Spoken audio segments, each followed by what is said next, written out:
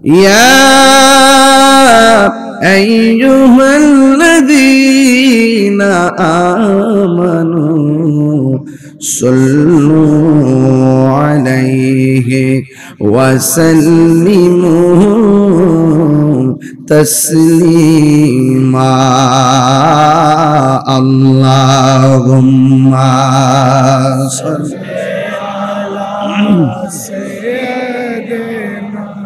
مولانا محمد وعلى آل سيدنا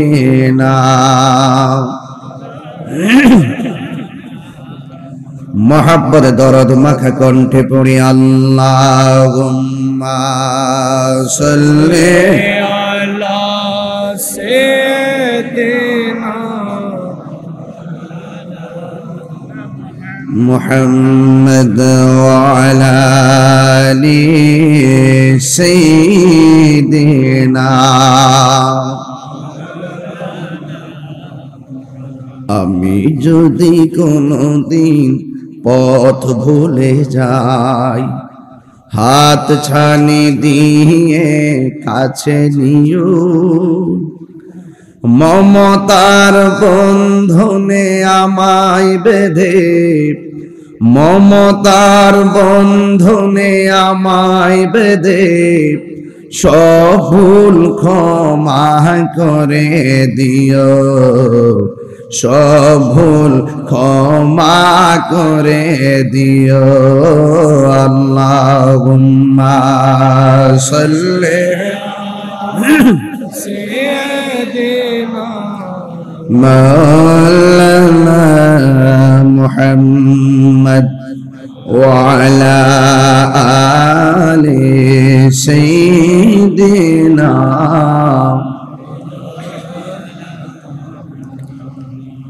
معزز ومكرم ومبلغين علماء کرام عظيم الشان চট্টগ্রাম হাটহাজারী সিপাতুলি কামিল মাদ্রাসার ময়দানে 50তম সালানা জলসা গৌসুজ্জামান মুর্শিদ ভরক আল্লামা আজিজুল হক আল কাদরি রহমাতুল্লাহ আলাইহির চতুর্থ বার্ষিক উরুস মোবারক উরুস শরীফ আজকের এই আজিমুল শান সালানা জলসায় আগত আমার পূর্বে যিনি তাকরীর উপস্থাপন করেছেন আন্তর্জাতিক খ্যাতি সম্পন্ন আল্লামা সৈয়দ শাহ মোহাম্মদ নুরানি মিয়া আশরাফ আলী হযরতুল আল্লামা মোহাম্মদ ইসলাম উদ্দিন রেজভী মদ্দাজিল্লাহুল আলী বিহার ভারত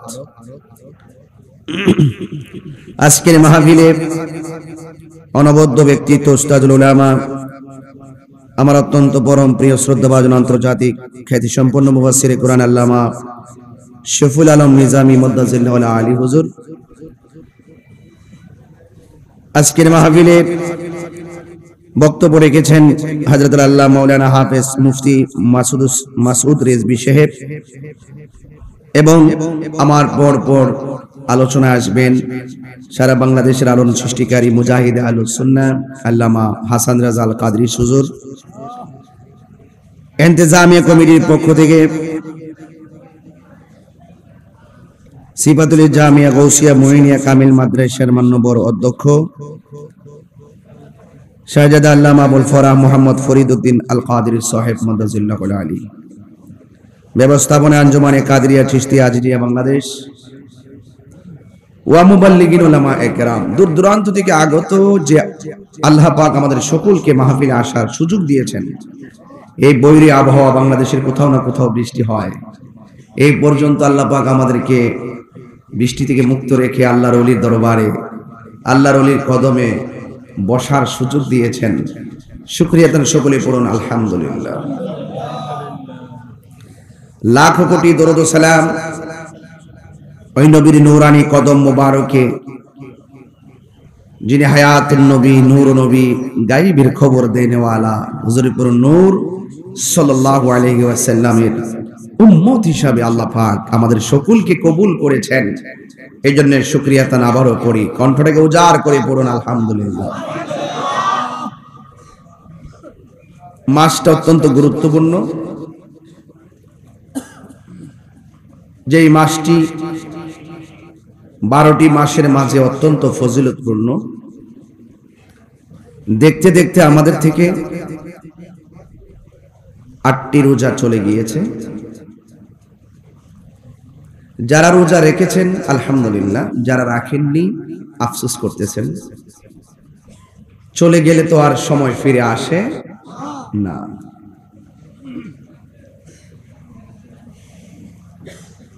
অনেকে সেহরি খেয়েছিলেন, কিন্তু মাঝখানে দুপুরবেলা খুব ক্ষুধা লেগেছিল, তাই বলে কিছু খাবার খেয়ে ফেলছিলেন।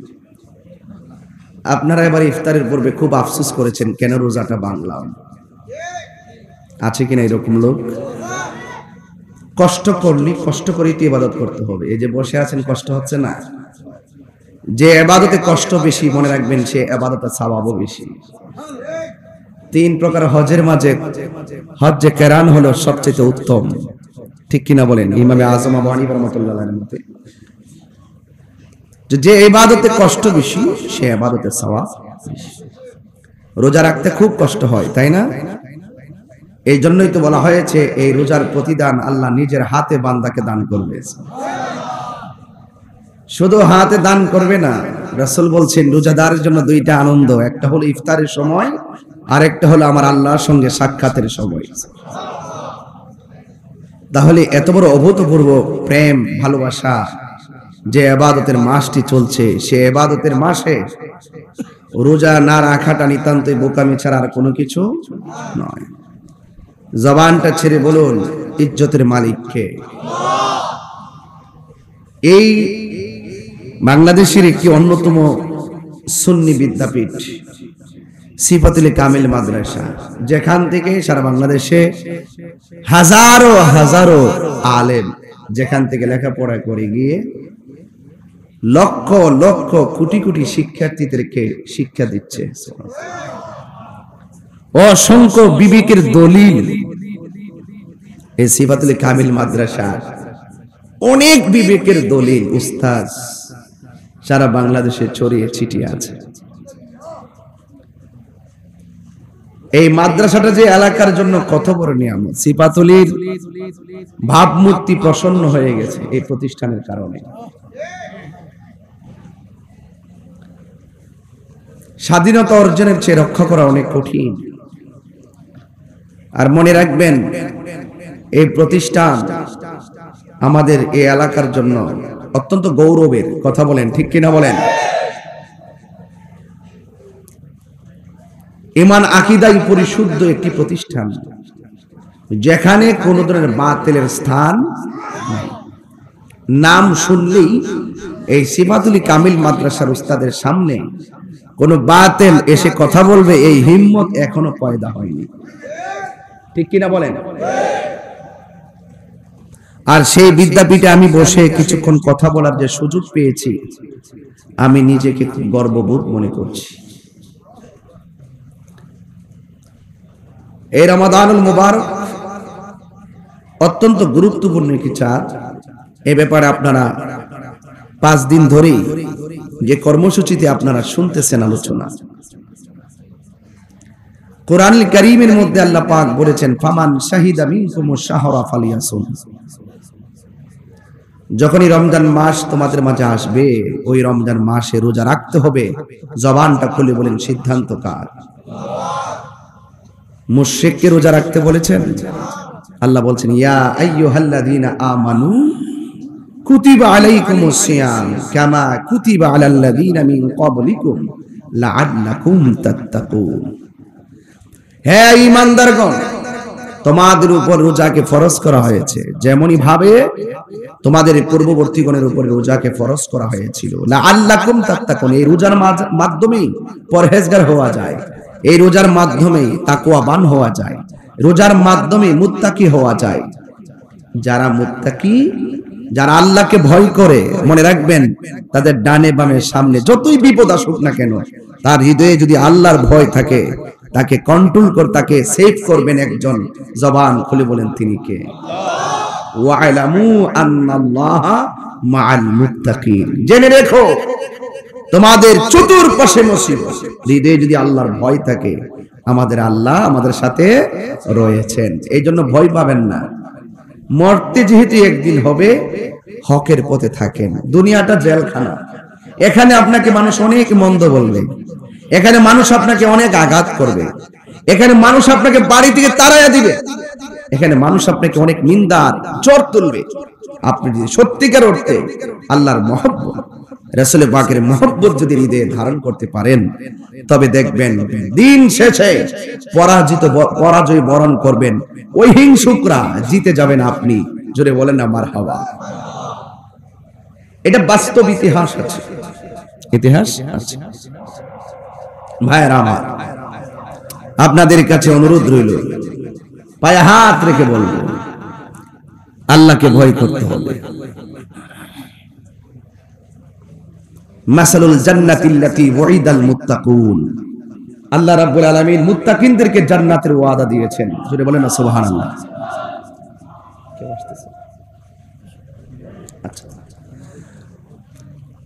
আল্লাহ পাক রব্বুল আলামিন মুত্তাকিদের জন্য জান্নাতের ওয়াদা করেছেন।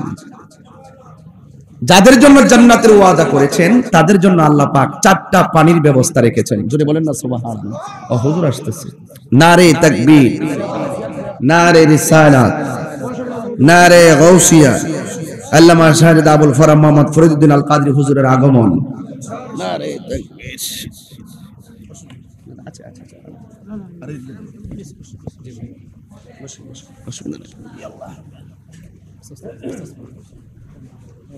আপনি চেয়ারে বসে আরাম পাবেন।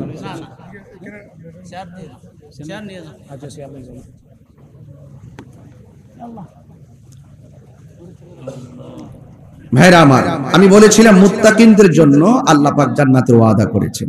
মারহাবা বলেন। আর যারা মুত্তাকি হবে তাদের জন্য আল্লাহ পাক 4টি পানির ব্যবস্থা রেখেছেন। এক, পানির নদী থেকে পানি, শরাবের নদী থেকে শরাব, মধুর নদী থেকে মধু, দুধের নদী থেকে দুধ। এটা একমাত্র মুত্তাকিনদের জন্য। আর রমজান মানুষকে মুত্তাকি হওয়া, পরহেজগারিতা লাভ করা শিক্ষা দেয়। এটার মাধ্যমে বান্দা পরহেজগার হতে পারে। কারণ বান্দা গলা শুকিয়ে থাকে, পেটের ক্ষুধায় জর্জরিত, এরপর দুপুর বেলা পানি আছে, সব আছে, খাবার আছে, এরপর খাই না। বলুন একজনের ভয়, তিনি কে? তো আপনি এই জায়গায় যেইভাবে আল্লাহকে ভয় করতেছেন, এই জন্যই তো আল্লাহ বলছেন, কুতিবা আলাইকুমুস সিয়ামু কামা কুতিবা আলাল্লাযীনা মিন ক্বাবলিকুম লাআল্লাকুম তাত্তাকুন।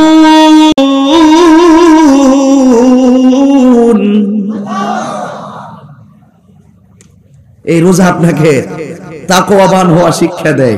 এর মাধ্যমে আপনি তাকওয়াবান হতে পারবেন, পরহেজগার হতে পারবেন।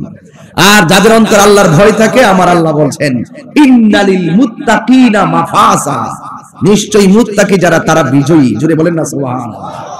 এরাই সফল কাম, এরাই কল্যাণময়, এরাই সফল। এই মুত্তাকিনদেরকে পুরস্কার আল্লাহ পাক নিজের হাতে দিবেন এই রমজানুল মুবারকের রোজা। এমন বরকতময় আবাদ। আল্লাহ রাব্বুল আলামিন বলেছেন, হ্যাঁ ঈমানদারগণ, তোমাদের উপরে রোজাকে ফরজ করা হয়েছে, যেমনই ভাবে রোজাকে ফরজ করা হয়েছিল তোমাদের পূর্ববর্তীগণের উপর। আমার নবী আরেকটি হাদিসের মধ্যে আমার নবী বলেছেন, দেখেন, ইবাদত করবেন, শর্ত লাগবে ঈমান। ঈমান ছাড়া ইবাদতের কোনো লাভ নাই। এখানে আল্লাহ বলে, ইয়া আইয়ুহাল্লাযীনা আমানু, হে ঈমানদারগণ, তোমাদের উপরে রোজা ফরজ করা হয়েছে। আর ওই জায়গায় আমার নবী বলছেন, মান সামা রমাদানা ঈমানান ওয়া ইহতিসাবান গুফিরা লাহু মা তাকাদ্দামা মিন যামবিহি ওয়া মা তাআখার। আল্লাহর হাবিব সাল্লাল্লাহু আলাইহি ওয়াসাল্লামের নূরানি জবান মুবারকে আমার নবী বলেছেন, যেই ব্যক্তি ঈমানের সাথে, আল্লাহ বলছে রোজা ফরজ করা হয়েছে ঈমানদারের উপরে, আর এই দিক দিয়ে আমার নবী বলে যেই ব্যক্তি ঈমানের সাথে সওয়াবের আশায় রমাদানুল মুবারকে রোজা রাখবে, আল্লাহ রাব্বুল আলামিন তার গুনাহগুলো ক্ষমা করে দিবে। আর বড় করে বলেন আল্লাহু আকবার। এই জন্যই তো আমার নবী বলেছেন, আস-সাওমু জুন্নাতুন, রোজা হলো গাছের ঢাল স্বরূপ। যুদ্ধের ময়দানে কেউ যদি কাউকে তলোয়ার দিয়ে আঘাত করে, আর তার হাতের মধ্যে যদি একটা ডাল থাকে, ডাল দিয়ে যেমন করে তলোয়ারের আঘাতকে ফেরাইতে সক্ষম হয়, ঠিক এমন ভাবে কেউ যদি রমজান মাসে রোজা রাখে, ঠিক তার সামনে যখন গুনাহগুলো আসে, গাছের ডালের মতন রোজা গুনার সামনে দাঁড়ায়া যায়, তখন রোজাদারের সামনে গুনাহ আসলে তার মনের ভিতরে উকি দিয়ে উঠে, আনা সায়েম, আমি রোজাদার। আল্লাহু আকবার বলেন না। এই জন্যই তো আমার যুবক ভাইরা, আল্লাহর হাবিব সাল্লাল্লাহু আলাইহি ওয়াসাল্লাম বলেন, সারাটা বছর রমজান, সারা বছর আল্লাহ রাব্বুল আলামিন জান্নাতটাকে সাজান। রমাদান মুবারকের প্রথম রাত যখন আসে, তখন আরশে আজিমের নিচে কিছু গাছ আছে, গাছের পাতার মধ্যে একটা হাওয়া বইতে থাকে। ওই হাওয়া গিয়ে হুরুল ইন, ডাগর ডাগর চোখ বিশিষ্ট হুরদের গায়ের মধ্যে যখন সেই বাতাসটা লাগে, তখন হুররা আমার আল্লাহর কাছে বলতে থাকে, আল্লাহ, রমজান মাসের জন্য জান্নাতটাকে এমন করে সুসজ্জিত করা হয়েছে রোজাদারদের জন্য। আল্লাহ গো, ও আল্লাহ, দুনিয়ার জমিনে যারা রোজা রাখবে, যারা রমাদানুল মুবারকে ঈমানের সাথে রোজা রাখবে, ওই পুরুষগুলা যারা দুনিয়ার জমিনে রোজা রাখবে, আল্লাহ, এই রোজাদারকে তুমি নিজের হাতে পুরস্কার দিবা।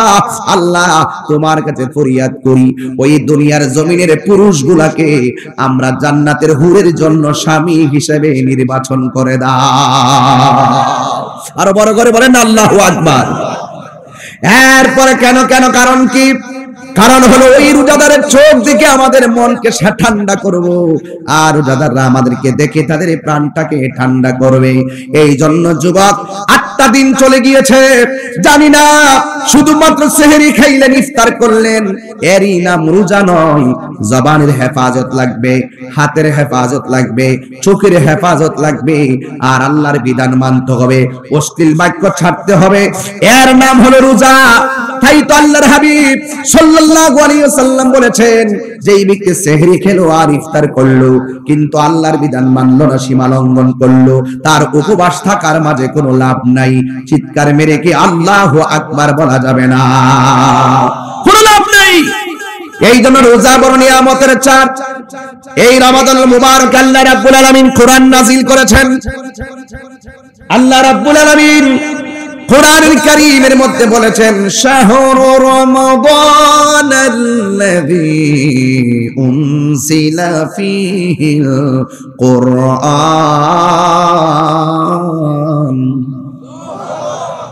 তেলাওয়াত করেছি বলে কি আপনারা কষ্ট পাইছেন? একটু বড় করে কি আল্লাহকে ডাক দেওয়া যাবে না? এটা কোরআন নাজিলের মাস তো ভাই। এখানে অনেক খতম হচ্ছে না, আজকে 5 দিন ধরে অনেক খতম চলতেছে না। আজকে দেখলাম অনেক লোক ইফতার করলো একসাথে। আজকে দেখলাম অনলাইনে অসংখ্য খতম করছে, মিলাদ চলছে। গতকাল এখানে 108টি খতমে কোরআন, 28টি, আর খতমে বুখারী 12টি। মারহাবা বলেন না কেন? তাহলে এত নিয়ামতের একটি মাঠ, যেখানে এত তেলাওয়াত করা হলো, আপনি একটু মহব্বতে আল্লাহকে ডাক দিবেন। আমি একটু আবার তেলাওয়াত করছি, কষ্ট হবে আপনাদের। শাহরু রমাদানাল্লাযী উনজিলা ফীহিল কুরআন।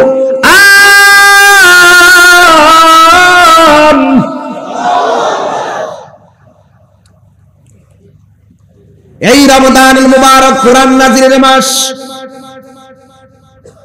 ইন্না আনসালনাহু ফি লাইলাতিল কদর।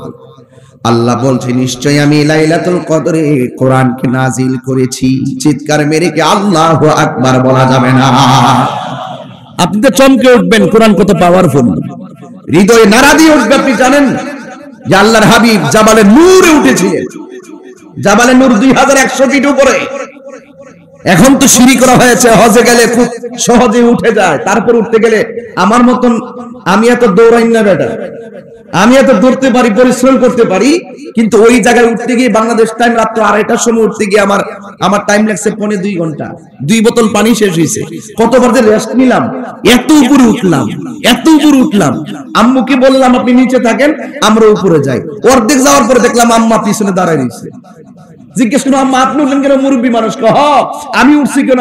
আমার নিচে বসাই দিয়ে যাইতেছ, এখন তো সিঁড়ি দিয়ে তোমরা উঠতেছ। আল্লাহর হাবিব যখন উঠেছিলেন তখন তো সিঁড়ি ছিল না। আমার আম্মা আমাকে, আমি আম্মুকে নিয়ে গেছিলাম, আমি দাঁড়া করে দিয়ে গেলাম নিচে, পিছন পিছন নিচে উঠে গেছে। মারহাবা বলেন না। তো সুতরাং ওই জায়গায় উঠলেন, ওখান থেকে আল্লাহর হাবিব নিচে নামলেন। যে এই জায়গাটার নাম গারে হেরা। এই জায়গাটার দৈর্ঘ্য হলো 12 ফুট, প্রস্থ হলো 5 ফুট 3 ইঞ্চি। রাসূল সেখানে অবস্থান করেছিলেন। আমি ওখানে গিয়ে নামাজ পড়েছিলাম। সেই জায়গায় সূরা আলাকের 5টি আয়াত নাজিল হয়েছিল রাসূলের উপরে। জুড়ে গিয়ে সুবহানাল্লাহ বলবেন না? আয় হায়, কোরআন এত পাওয়ারফুল। আল্লাহ কোরআনে বলছেন, না বললে হয়তো আমরা অনুধাবন করতে পারতাম না। লাউ আনজালনা হাযাল কুরআনা আলা জাবালিন লা রাআইতাহু খাশিআম মুতাসাদ্দিআম মিন খাশিয়াতিল্লাহ ওয়া তিলকাল আমসালু নাদরিবুহা লিন-নাসি লাআল্লাহুম ইয়াতাফাক্কারুন। চিৎকার মেরে বলেন আল্লাহু আকবার। এই কোরআন এত পাওয়ারফুল। রাসূলের উপরে 7টি পদ্ধতির মাধ্যমে এই কোরআনকে নাজিল করেছিলেন।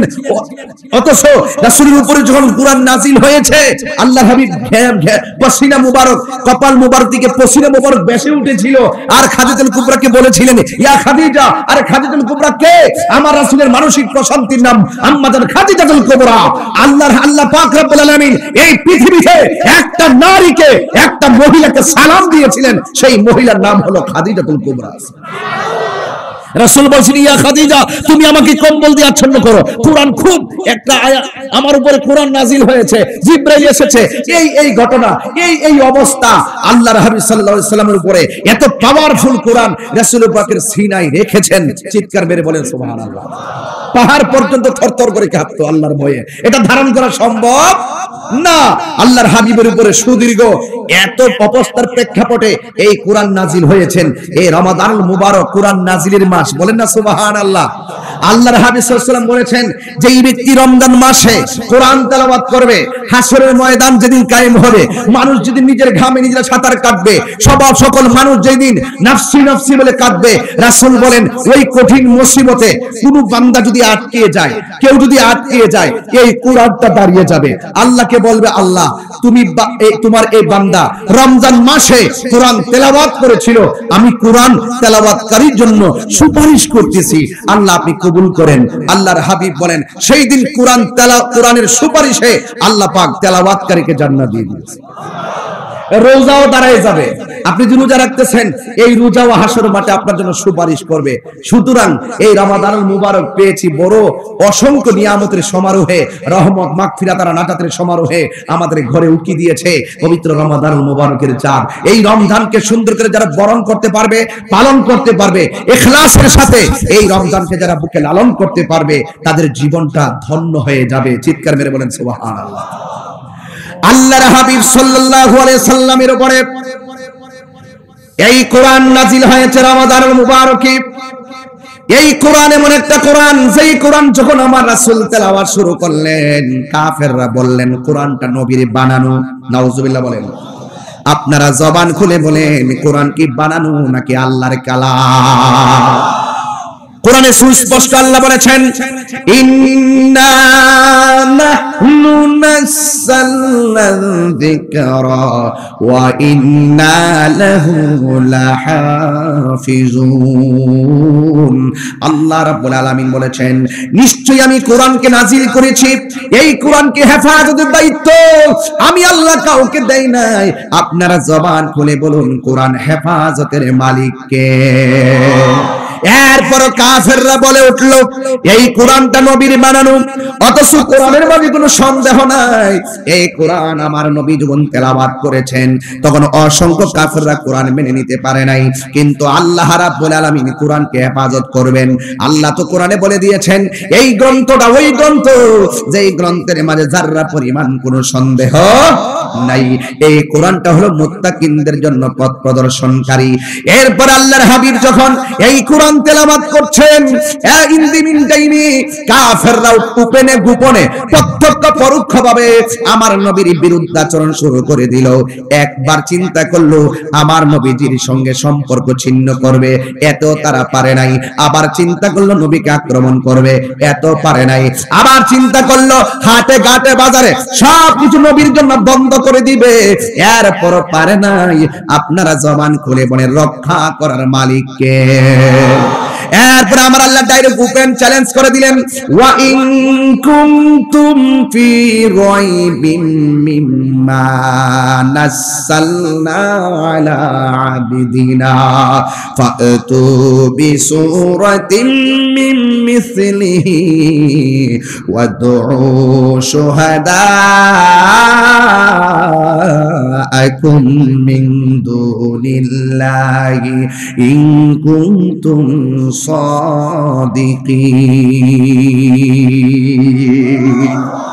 তাদেরকে জানিয়ে দেওয়া হলো তোমরা যদি কোরআন নিয়ে সন্দেহ করো কোরআনের মতো সূরা বানিয়ে নিয়ে আসো। আবার কোরআন কারীমের সূরা হুদের মধ্যে সম্ভবত বলা হয়েছে কোরআন নিয়ে যদি তোমরা সন্দেহ করো তাহলে 10টা সূরা বানিয়ে নিয়ে আসো। আল্লাহু আকবার বলনা কেন? কোরআনের মতো সূরা বানিয়ে নিয়ে আসো। ওয়াদউ শুহাদাআকুম তোমরা তোমাদের থেকে সাক্ষী ডাকো মিন দুনিল্লাহ একমাত্র আল্লাহ ছাড়া তোমরা সাক্ষীগুলা ডাকো যদি তোমরা তোমাদের দাবিতে সত্যবাদী হয়ে থাকো। এখন আমি প্রশ্ন করতে চাই, আপনাদেরকে আশ্বাস দিতে চাই, কোরআন নিয়ে যারা ষড়যন্ত্র করে, কোরআনের বিরোধিতা যারা করে, তারা যুগে যুগে পরাজয় বরণ করেছেন। কোরআন ছিল, কোরআন আছে, কোরআন থাকবে, এতে কোনো সন্দেহ আসেনি। কাফেররা আসলো ময়দানে, আমার নবীও ময়দানে আসলেন। ওরা প্রমাণ করবে কোরআনটা হলো মানুষের বানানো, আর আমার নবী প্রমাণ করবে কোরআন একজনের কালাম। জবান খুলে বলুন তিনি কে? বাস আমার নবী ময়দানে 4 জনকে সাথে নিয়ে আসলেন। এমন একজনকে প্রথম ডাক দিলেন যিনি খানে কাবা ঘরের ভিতরে যিনি শুভ আগমন করেছেন, যার নাম হলো হযরতে মৌলা আলী রাদিয়াল্লাহু তাআলা আনহু। জোরে বলেন সুবহানাল্লাহ। এরপরে খাতুনে জান্নাত মা ফাতেমাতুজ জোহরা রাদিয়াল্লাহু তাআলা আনহাকে আনলেন। এরপর ইমাম হাসান ওয়াল হুসাইন রাদিয়াল্লাহু তাআলা আনহুমাকে আনলেন। 4 জনকে আমার নবী ময়দানে নিয়ে আসলেন। বাহাসের ময়দানে 4 জন আসলেন, আমার নবী আসলেন। আসার পরে তারা কোরআনকে প্রমাণ করতে চাই মানুষের বানানো, কিন্তু শেষ পর্যন্ত আমার নবী আপনার নবী ওই ময়দানে তেলাওয়াত শুরু করলেন। কাফেররা শেষ পর্যন্ত, আমি সংক্ষিপ্ত করে দিলাম সময়ের কারণে, কাফেররা লাস্টে বলতে বাধ্য হয়েছেন লাইসা হাযা কালামিল বাশার, আমরা স্বীকার করে নিলাম এই কোরআন কখনো মানুষের বানানো গ্রন্থ হতে পারে না। আল্লাহু আকবার বলেন না। আমি পরিষ্কার ভাষায় বলতে চাই এই কোরআনের বিরুদ্ধাচরণ নতুন নয়। ১,৫০০ বছর আগে এই কোরআন বিদ্বেষীরা কোরআনের সত্যতার চ্যালেঞ্জ করে আল্লাহর হাবিবের কাছে সেদিন মাথা নত করে হেরে গিয়েছিল। আমি বলতে চাই অতীত থেকেই যারা কোরআন নিয়ে সন্দেহ করেছে তারা হেরে গিয়েছে। আজকে যারা কোরআনের বিরুদ্ধাচরণ করবে বুঝতে হবে তাদের ইতিহাস হেরে যাওয়া ইতিহাস, আর আমাদের ইতিহাস বিজয়ের ইতিহাস। হাত তুলে বলেন ঠিক কিনা বলেন? বিজয়। এটা নিয়ে আপনারা বিচলিত হবেন না। হক পথে থাকলে বাধা বিপত্তি আসবেই, বিজয় দান করবেন একজন। জবান খুলে বলেন তিনি কে? আরো বড় করে বলেন না তিনি কে? এই জন্য আপনারা বিভ্রান্ত হবেন না। যে যাই বলুক না কেন, আপনার টার্গেট ঠিক রাখেন। আমরা জানি আহলে বায়াত হলো ঈমানের অবিচ্ছেদ্য অংশ, কথা বলেন ঠিক কিনা? আহলুস সুন্নাত ওয়াল জামাত নিয়ে এখন তো অনেক নামে বেনামে, আমরা সুন্নি, আর অনেকেই সুন্নি দাবি করে, আমরা হলো সুন্নাতুল জামাত, আবার অনেকে নতুন করে আহলুস সুন্নাতুল জামাত। এখন আহলুস সুন্নাতুল জামাতের গ্রুপের কোনো অভাব নাই, কোনটা হক মনে রাখবেন, টুকা দিয়ে দেখবেন। আহলুস সুন্নাত ওয়াল জামাত হলো যারা আহলে বায়াত ঈমানের অবিচ্ছেদ্য অংশ মনে করে, সাহাবায়ে কেরামদেরকে মহব্বত করে, তারাই হলো আহলুস সুন্নাত ওয়াল জামাত। কথা বলেন ঠিক না বেঠি? আরো বড় করে বলুন ঠিক কিনা বলেন। আমি পরিষ্কার কথা বলতে চাই, যারা আহলে বায়াতের বিরোধিতা করে, যারা বিশেষ করে মাওলানা আলী রাদিয়াল্লাহু তাআলার বিরোধিতা করে, তারা হলো কি? খারিজি। তারা কি? আর যারা সাহাবায়ে কেরামের বিরোধিতা করে, একদম একদম কোন সাহাবী, সমস্ত সাহাবী থেকে একটা সাহাবীকে যদি কেউ বিরোধিতা করে, তাহলে তারা হলো শিয়া। কথা বলেন ঠিক না বেঠি? আরো বড় করে বলেন ঠিক কি না বলেন। আহলুস সুন্নাত ওয়াল জামাত আপনি বুঝতে অসুবিধা হয় কেন?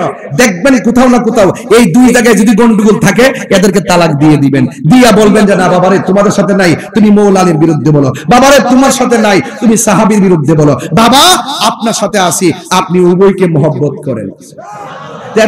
বুঝতে অসুবিধা কোথায়? আপনি মাওলানা আলীর বিরুদ্ধে কথা বলেন, আপনার সাহস তো কম না, আপনার চাপার দাঁত তো থাকার কথা না, আপনি মাওলানা আলীর বিরুদ্ধে কথা বলেন। আপনি মাওলানা আলী কি বুঝেন? মাওলানা আলী সম্পর্কে আপনি কি বুঝেন, যার ব্যাপারে আমার রাসূল বলেছেন মান সাব্বা আলিয়ান ফাকাদ সাব্বানি, যে আমার আলীকে গালি দিল সে যেন আমি নবীকে গালি দিল। মান আযা আলিয়ান ফাকাদ আযানি, যে আমার আলীকে কষ্ট দিল সে আমি নবীকে কষ্ট দিল। আমার রাসূল বলেছেন মান আহাব্বা আলিয়ান ফাকাদ আহাব্বানি ওয়া মান আহাব্বানি ফাকাদ আহাব্বাল্লাহ, যে ব্যক্তি আমার আলীকে ভালোবাসলো সে যেন আমি নবীকে ভালোবাসলো, যে আমি নবীকে ভালোবাসলো সে আমার আল্লাহকে ভালোবাসলো। ওয়া মান আবগাদা আলিয়ান ফাকাদ আবগাদানি ওয়া মান আবগাদানি ফাকাদ আবগাদাল্লাহ, যে আমার আলীকে কষ্ট দিল সে যেন আমি নবীকে কষ্ট দিল, আমি নবীকে যে কষ্ট দিল সে যেন আল্লাহকে কষ্ট দিল।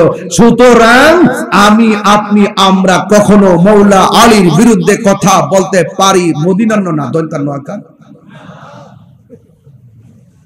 মূর্ধন্য না, দন্তান্ন আকার না। কি কথা ঠিক আছে আমার? মূর্ধন্য না, দন্তান্ন আকার না। মাওলা আলীর বিরুদ্ধে কথা বলা যাবে? কেউ আবার ফাঁকি দিয়ে মূর্ধন্য লাগাইয়া বুঝাই বোঝান না, ভিতরে গন্ডগোল। এজন্য ভাঙ্গা দিয়ে গেলাম মূর্ধন্য আকার নাও হয়, দন্তান্ন আকার নাও হয়। কেউ না বলবে, গোপনে মূর্ধন্য লালন করে। হ্যাঁ, এদিকে বলে চুপা খারিজি চুপাশিয়া। কথা বলেন, কথা বলেন ঠিক। এই যে ঘুমাই গেছেন আপনারা, আরে হাত তুলে বলেন ঠিক কি না বলেন।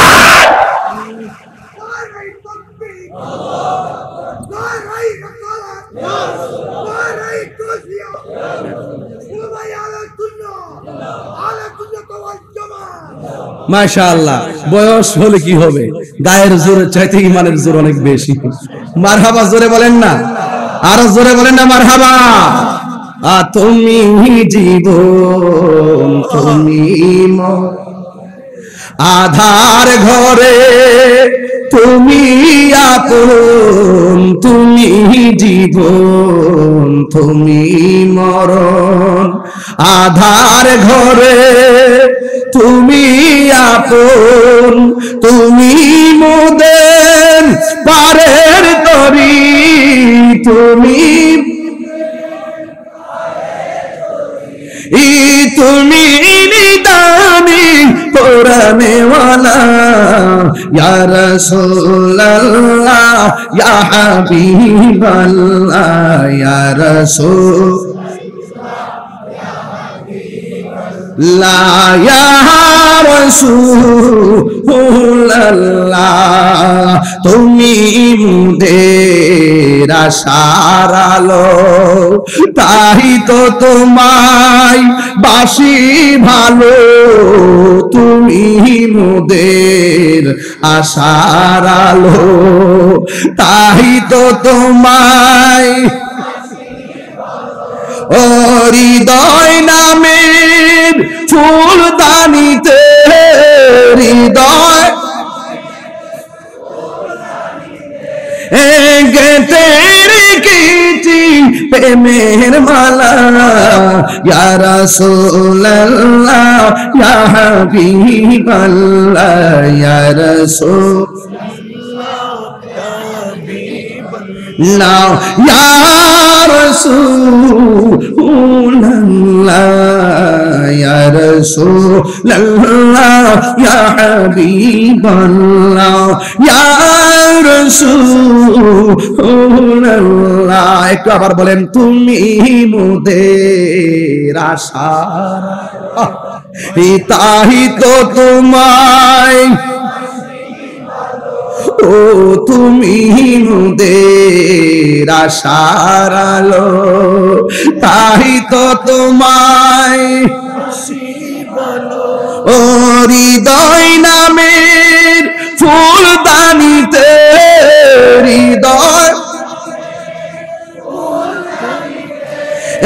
গেথে রেখেছি প্রেমের মালা, ইয়া রাসূল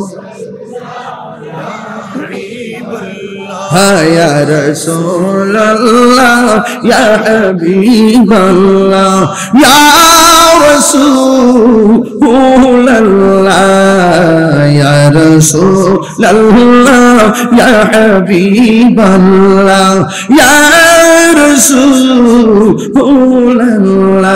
জোরে জোরে বলেন আল্লাহু আকবার। তাইলে আহলে বাইতকে মহব্বতের দরকার আছে না নাই?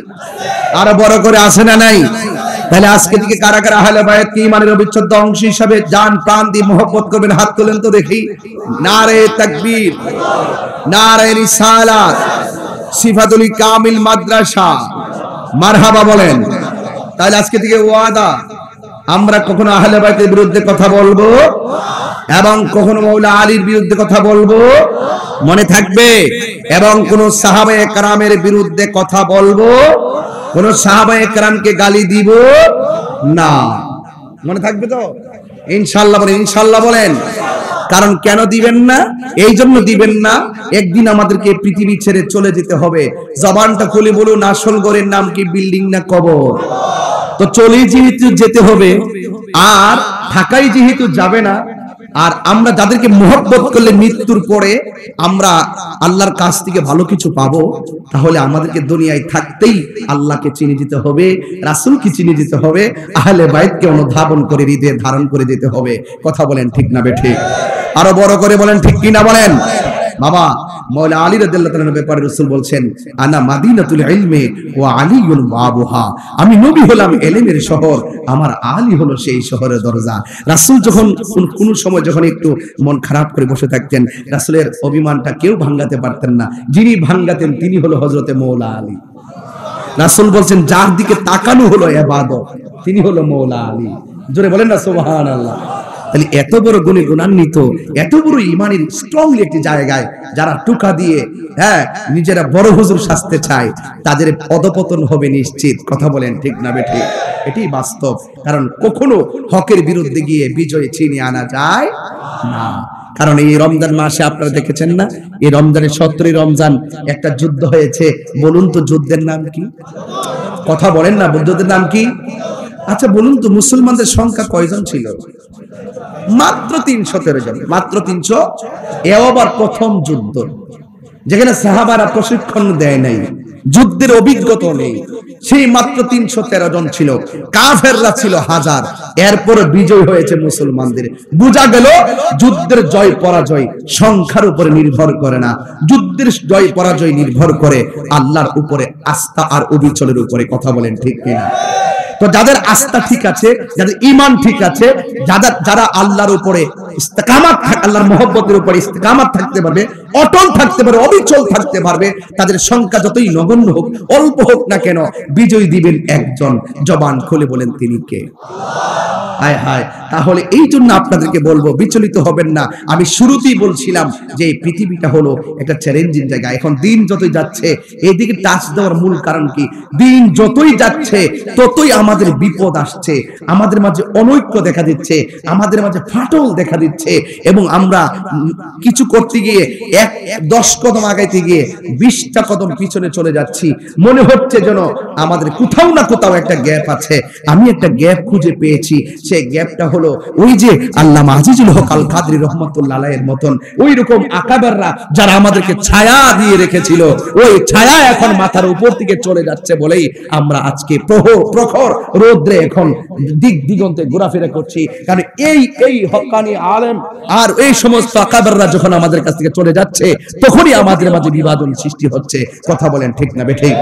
আমরা অভিভাবক হারিয়ে ফেলছি, এই জন্য এত বিতর্ক, এত কিছু বুঝেন না। এই যে আমার ডানে একজন উস্তাদুল উলামা, বামে উস্তাদুল উলামা, এই যে আমরা চুনুপুটি যারা আছি ওয়াজ করি, এই যে এই মানুষগুলা যখন আমাদের থেকে বিদায় হয়ে যাবে, আমরা তখন অনুধাবন করব আমরা কাকে হারিয়ে ফেলেছি। কথা বলেন ঠিক না বেঠিক?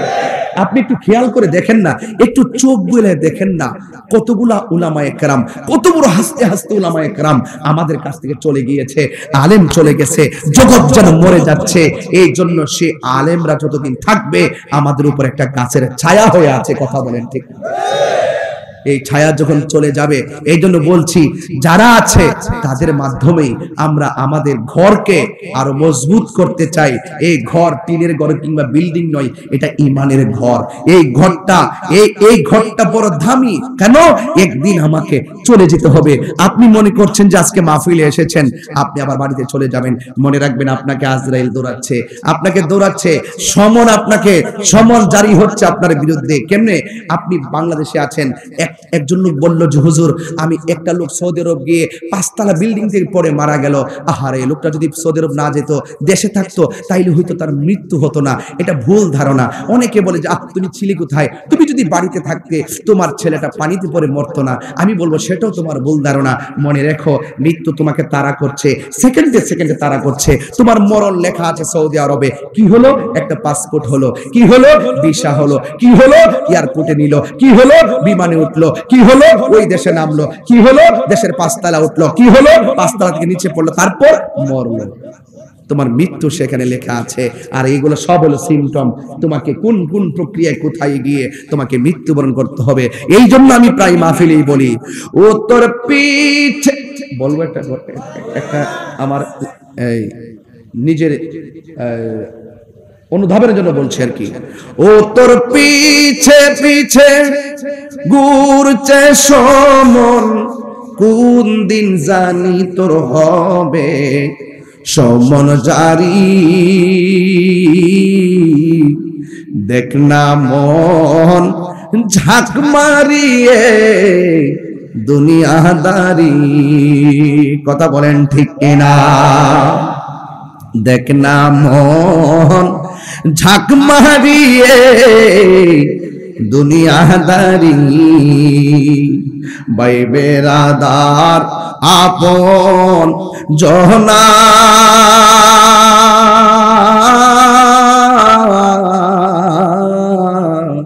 সঙ্গে তোমার কেউ যাবে না। ভাই বেরাদার আপন জহনা,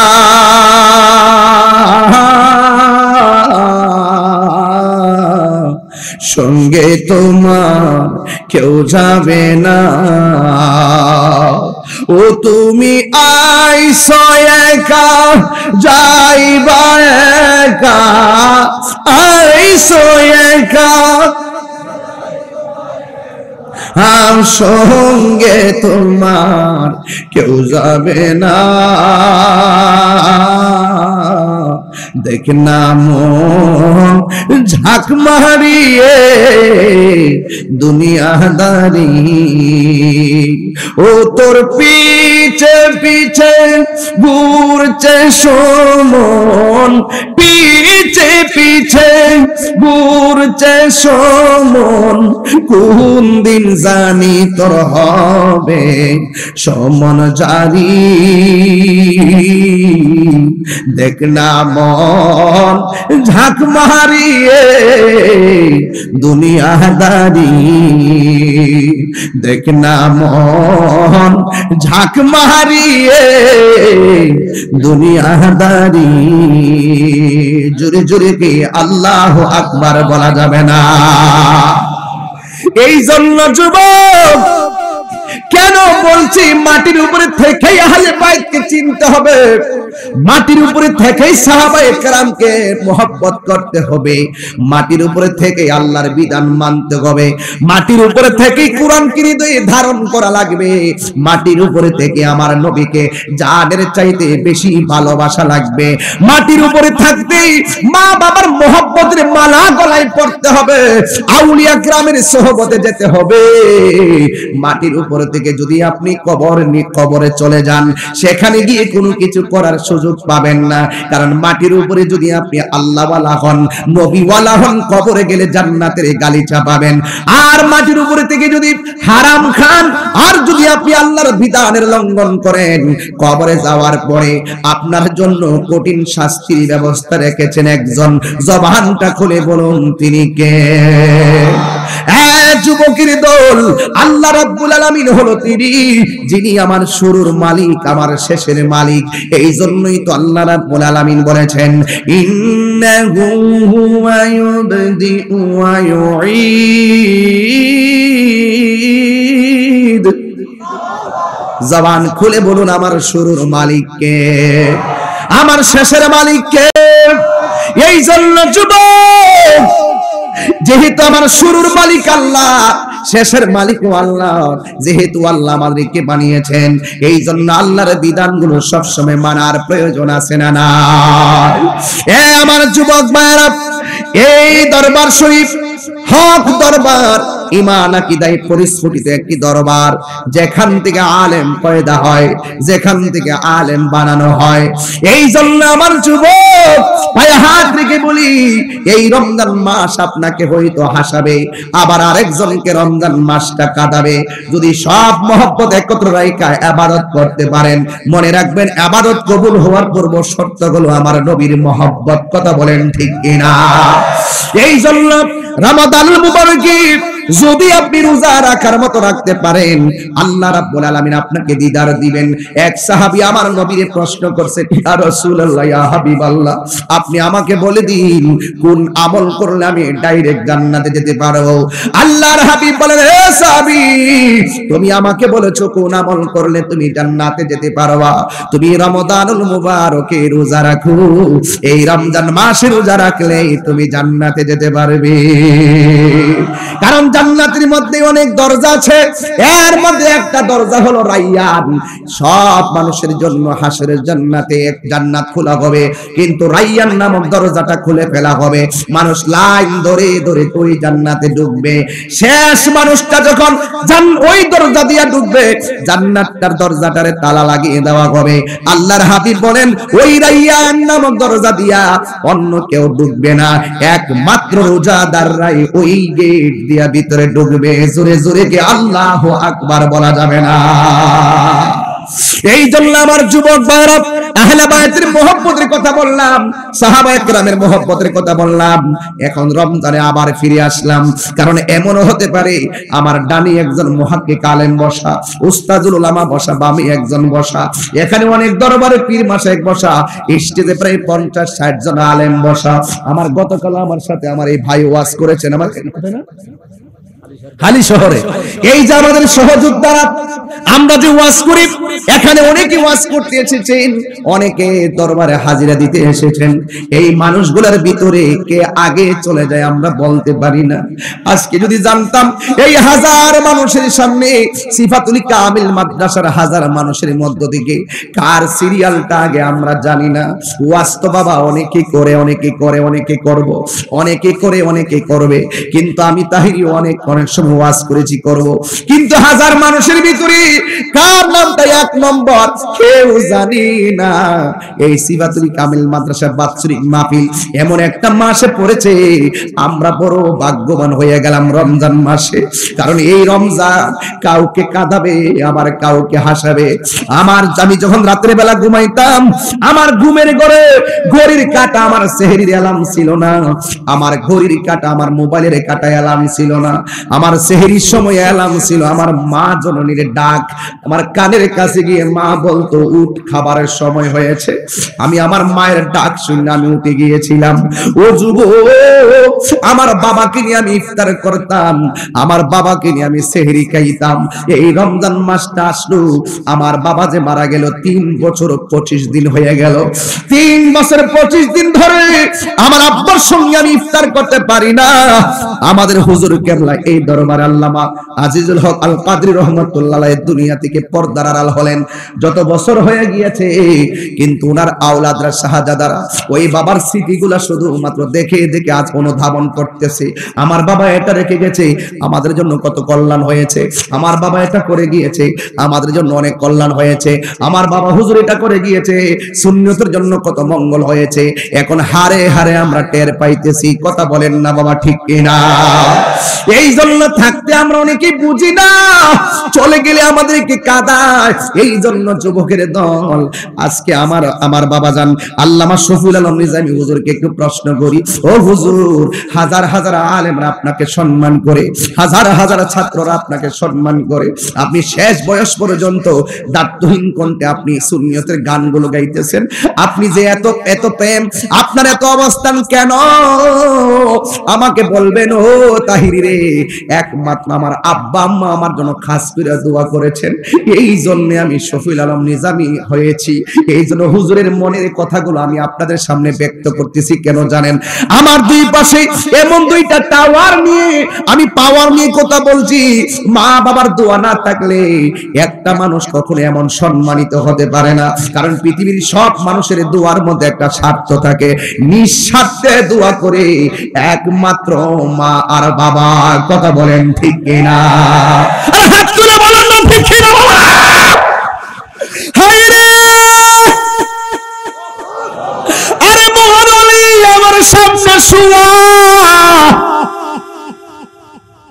আমার যুবক ভাইয়েরা বলি, মা বাবার দোয়া থাকলে ওলি হওয়া যায়, মা বাবার দোয়া থাকলে অসাধ্য সাধন করা যায়, মা বাবার দোয়া থাকলে অনেক জীবন ধ্বংস হয়ে যায়।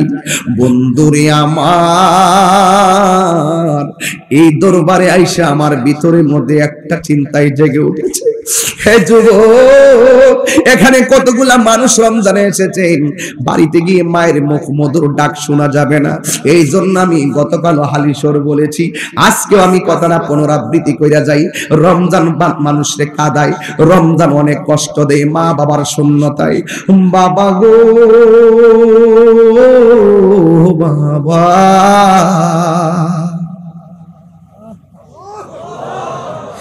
বাবা গো বাবা, বাবা গো বাবা, বাবা গো বাবা, বাবা গো বাবা। কত আদর কত স্নেহ তোমার কাছে পেলাম, সব কিছু হারিয়ে আজকে নিঃস্ব হয়ে গেলাম। কত আদর কত স্নেহ তোমার কাছে পেলাম, সব কিছু হারিয়ে নিঃস্ব হয়ে গেলাম। ভালোবাসি তোমায় বাবা, বুকটা যে যাইছি রে। ভালোবাসি তোমায় বাবা, বুকটা যে যাইছি রে। তোমার কথার হৃদয় মাঝে পড়ছে বারে বারে। বাবা গো বাবা, বাবা গো বাবা, বাবা গো বাবা, বাবা গো বাবা। বাবা তুমি কেমন আছো ছোট্ট মাটির ঘরে, তোমার কথারই হৃদয় মাঝে পড়ছে বারে বারে। বাবা গো বাবা, বাবা গো বাবা। আমি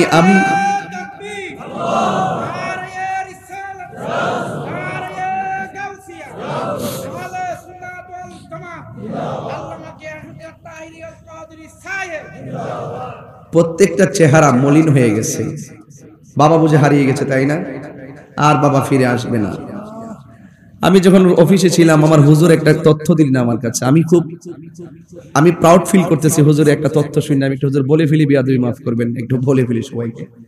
8 বছর আগে, প্রায় না 8-9 বছর আগে আল্লামা আজিজুল হক আল কাদরি রহমতুল্লাহ আলাইহি যখন চিকিৎসার জন্য ইন্ডিয়াতে যাবে, আর ওই সময় আমাকে নিয়ে ফেসবুকে অনলাইনে অনেক ধরনের বিভিন্ন ধরনের জিকিরগুলা এডিটিং কইরা জিকির ভিতরে বাজনা ঢুকায় যখন একদম সবার মুখে মুখে সমালোচনার ঝড়, কেন এইভাবে গান বলি, কেন এইভাবে জিকির করি, কেন এটা বলি ওইটা বলি, মানে বিভিন্ন ভাবে এডিটিং কইরা যখন আমার অবস্থা, আমার বিরুদ্ধে মানে তুঙ্গে অবস্থা সমালোচনা, তখন এই ভিডিও বার্তা একটা দেখলেন আল্লামা আজিজুল হক আল কাদরি রহমতুল্লাহ আলাইহি, এবং দেখে হুজুরকে বলতেছেন যে হুজুরকে আপনি ছিলেন, আচ্ছা মাশাআল্লাহ, দেখায় বলতেছেন এর সুন্নিয়তের জন্য দরকার আছে।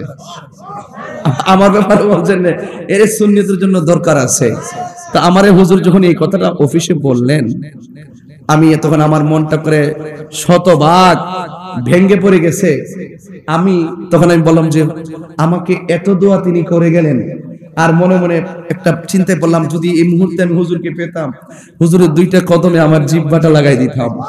মানে আমার এমন একটা অভিজ্ঞতা, আমি এখান থেকে হুজুরের পাশ থেকে উঠে আমি নীরবে এক জায়গায় চলে গেছি। আমি কিন্তু আর বসি না ওখানে, মনটা খুব খারাপ হয়ে গেছিল আমার। আমি খুব মিস করতেছিলাম আল্লাহর ওলিকে, যিনি এই কথাটা বলে গিয়েছিলেন, আজকে আমি তো এসেছি ভালোবাসার আজিজ সারে হারিয়ে ফেলেছি, আজ আমি বড় একা হয়ে গেছি, আজ আমি বড় একা হয়ে গেছি, ঠিক না?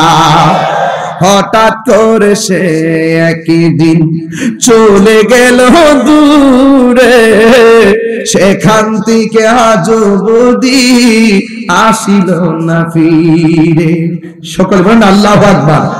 নাম শুনে যারে আমি বেসেছি গো ভালো, সে আমারে একা করে কোথায় চলে গেল। আজিজুল হক সার প্রেমের মালা গলেতে পড়েছি, আজিজুল হক সার প্রেমের মালা গলেতে পড়েছি, আজ আমি বড় একা হয়ে গেছি, আজ আমি বড় একা হয়ে গেছি। ভালোবাসার আজিজুল হক সারে হারিয়ে ফেলেছি, আজ আমি বড় একা হয়ে গেছি, আজ আমি বড় একা হয়ে গেছি।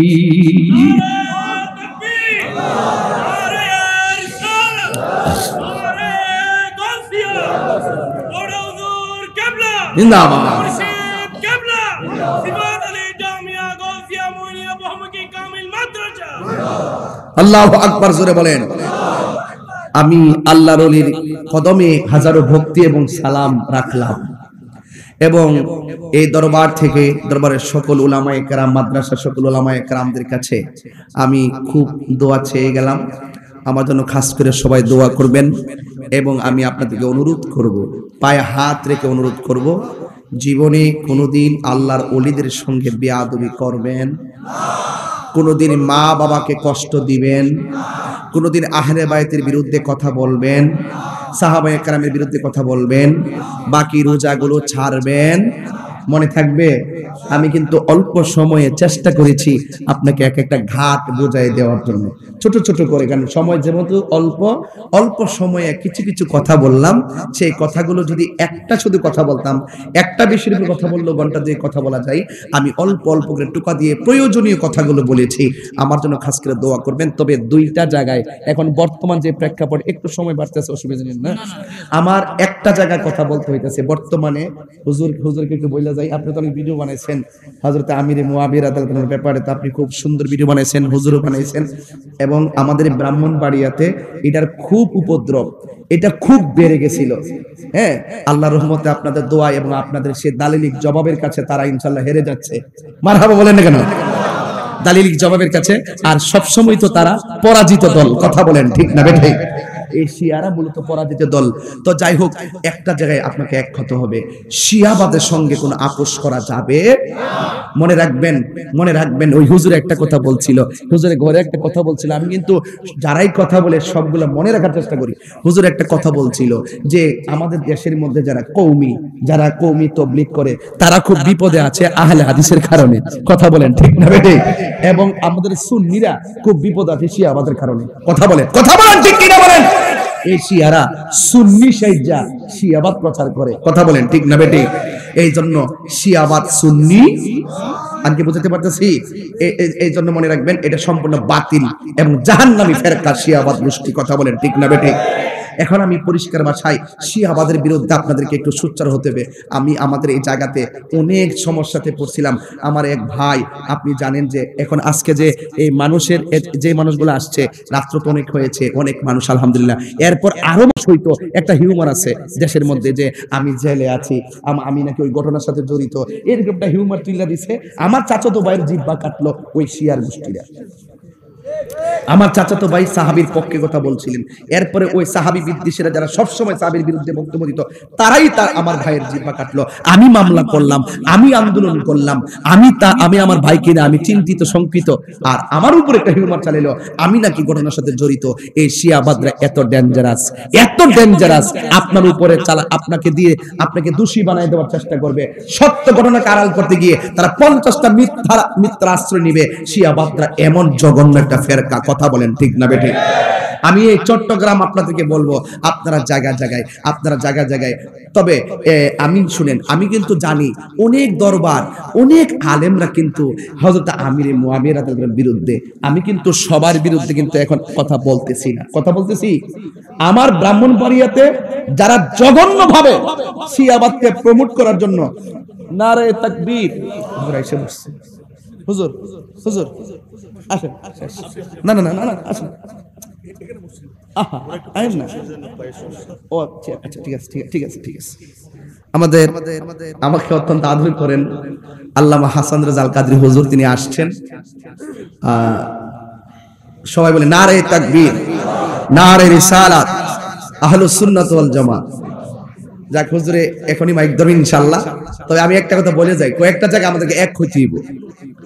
আমাদের এলাকায় অনেক দরবারই বলে, যারা বলে আমি ওই দরবারকে বলবো আমি ধরার আগে আপনারা সোজা হয়ে যান, আমি ধরার আগে আপনারা সোজা হয়ে যান। আর আপনারা যদি আমার নাম ধরে কিছু কন, আমি আন্দোলন করতেছি আর একটা এজেন্ডা নিয়ে, ঠিক আছে? হায়াতীদের বিরুদ্ধে। আমাদের এলাকায় এটার উপদ্রব বেশি, ঠিক আছে? সাইফুর রহমান নিজামী সাহেবের ছেলে এই শিয়াবাদ আমিরে মুয়াবিয়া রাদিয়াল্লাহু বিরুদ্ধে আচরণ করে আমাদের গ্রামের ভিতরে একদম স্ট্রংলি পাড়ায় এগুলা বীজ ঢুকাই দিছে। আমি সেখানে কাজ করতেছি এবং আমি দেখেছি তারা যেহেতু আমাদেরকে বলছে আমরা সুন্নি না, আমরা বলে খারিজি, যখন আমাদেরকে আঙ্গুল দিয়ে কথা বলছে, আমরা যারা সুন্নি আলেমরা আমরা খারিজি সব, আমরা সুন্নি না, তখন আমরা কথা বলা প্রয়োজন মনে করছি এবং স্ট্রংলি প্রতিবাদ করেছি এবং প্রতিবাদের তুপে এখন তার আত্মগোপনের পথে আছে, ইনশাআল্লাহ পলাইতেই বাধ্য হবে। কিন্তু আমি দেখেছি আরো অনেক সুন্নি আলেম, সুন্নি দরবার তাদের ফাঁদে পা দিয়ে রাখছে। আমি কি বুঝাতে পারতেছি? তারা যেন ভুলো তারা যে সিস্টেম আমাদেরকে বলছে, তারা যেন আমাদেরকে না বলে। আমরা তাদেরকে উপেনে গোপনে বুঝাইতে চেষ্টা করতেছি, সোজা হয়ে যান, আমরা কিছু কমু না। যদি আমাদেরকে আঙ্গুল দিয়ে কিছু বলেন তাইলে কিন্তু আবার একটু বেজাল আছে, আমরা কিন্তু সবান্তরে সেটার প্রতিবাদ করব। কথা বলেন ঠিক না বেঠিক? একজনের গবেষণায় ত্রুটি হতে পারে, গবেষণায় ত্রুটি হলে আমাদের মুহাক্কিক আলেমরা যারা আছেন তারা বুঝিয়ে দিবেন। কথা বলেন ঠিক কিনা বলেন? আমি কি বোঝাতে পেরেছি? চট্টগ্রামের মানুষ আপনারা একটু অ্যালার্ট থাকবেন। হযরত আমির মুয়াবিয়া রাদিয়াল্লাহু তাআলা একজন সাহাবী ছিলেন, এটাই আহলুস সুন্নাত ওয়াল জামাতের আকীদা। সাহাবায়ে কেরামের মাঝে যে যুদ্ধ বিগ্রহ হয়েছে এগুলা ইজতিহাদি খাতা, এগুলা বড় হুজুর লিখে গেছে আলহামদুলিল্লাহ, ফতোয়া আজিজ শরীফে আছে আলহামদুলিল্লাহ। তবে সাহাবায়ে কেরামদের মধ্যে যে যুদ্ধ বিগ্রহ হয়েছে সেটা আমরা তাদের কোনো ভুল ধরতে যাব, এগুলা মীমাংসিত বিষয়। ইমামগণ, মাযহাবের ইমামগণ, তরিকতের ইমামগণ এগুলোর সমাধান দিয়ে গেছেন, এবং সাহাবী জেনেই আমাদের ইমাম বুখারী রাহমাতুল্লাহ আলাইহি ওনার বুখারী শরীফের মধ্যে পর্যন্ত হাদিসগুলো এনেছেন। তো সাহাবায়ে কেরামের মধ্যে যে যুদ্ধ বিগ্রহ হয়েছে এটার ভুল আমরা ধরার মতো এখতিয়ার নাই। কথা বলেন ঠিক কিনা বলেন? আমি কি বুঝাতে পেরেছি? এখন ইতিহাসের কিতাব টাইন্না আপনারা ওই শিয়াবাদের চক্রান্তে ফাঁদে পা দিয়া এই বিষ বাষ্প ছড়াতে চেষ্টা করবেন, আমরা কিন্তু এগুলা মেনে নিব না। এজন্য আমি জানি আরো অনেক দরবার আছে যারা হযরত আমির মুয়াবিয়া রাদিয়াল্লাহু তাআলা সাহাবী মানে না, আমরাও ধরতে পারতাম বৃহৎ স্বার্থে, এখন আমরা সাইলেন্ট আছি। আপনারা আস্তে আস্তে ঠিক হয়ে যান, আমাদের কোনো আপত্তি নাই। আমরা সকল সুন্নিদেরকে কলিজার টুকরা মনে করি। কথা বলেন ঠিক না বেঠিক? তবে যারা আমাদেরকে আঙ্গুল দিয়ে কথা বলবে, যারা আঙ্গুল দিবে আমাদের দিকে, আমরা কিন্তু কাউকে ছাড়বো না। হ্যাঁ, আপনি একটা আকীদা লালন করেন না, কিন্তু আমাদেরকে ব্যক্তিগত অ্যাটাক করলে আমরা কিন্তু ছাড়বো না। কথা বলেন ঠিক না বেঠিক? হ্যাঁ, তবে মারামারি করব অসম্ভব, আমরা দলিলের লড়াই করব। কিসের লড়াই করব? আমরা দলিলের লড়াই করব। বুঝাতে পেরেছি আপনাদেরকে?